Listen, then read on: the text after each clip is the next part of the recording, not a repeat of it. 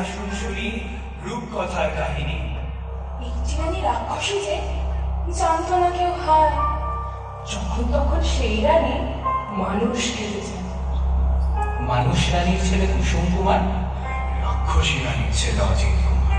দু ভাইয়ের গলায় গলায় ভাব, তাই না দেখে রাক্ষসীটার বড়ই মনস্তাপ।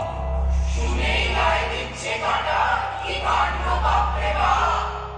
দু ভাইয়ের ভাব দেখে রানীর ঝুলে যায় গা।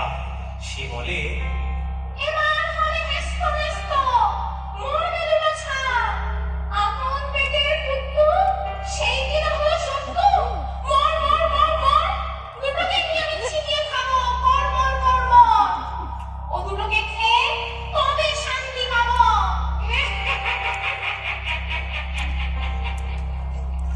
একদিন রাতে সে রাজাকে মাথার চুল ছিঁড়ে বশ করে দিল, আর তারপর অজিত কুসুমকে কড়মড় করে ছিঁড়িয়ে খেল।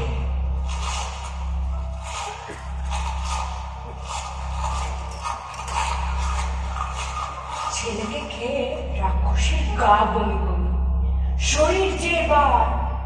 অনেক চেষ্টায় উঠলো তখন বাজ খাইয়ে উদ্গার।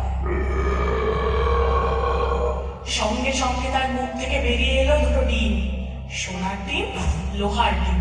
তাই না দেখে রানী বেজায় হিমশিম।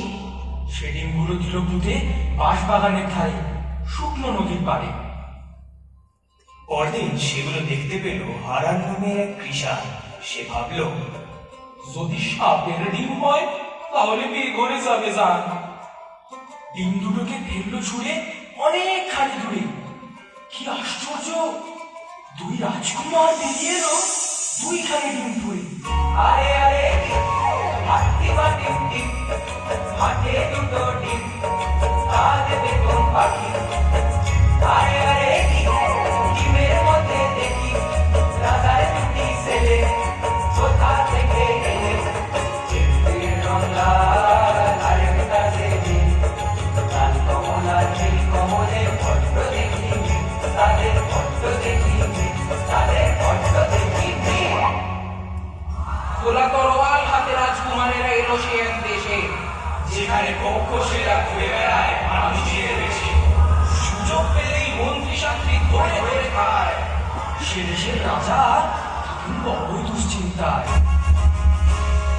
চল না মোরা দুই গিয়ে বলি রাজা মশাই, লাল কমলা নীল কমল গায়ে মোদের সাধুর পর, এক কমেতে রাখো আমি যত কখন, আপনি ঘুমন ভোর ভোর, পালন করবো ভক্ত। নিশির রাতে যেই না সেদিন ক্ষোভ সেরা এলো,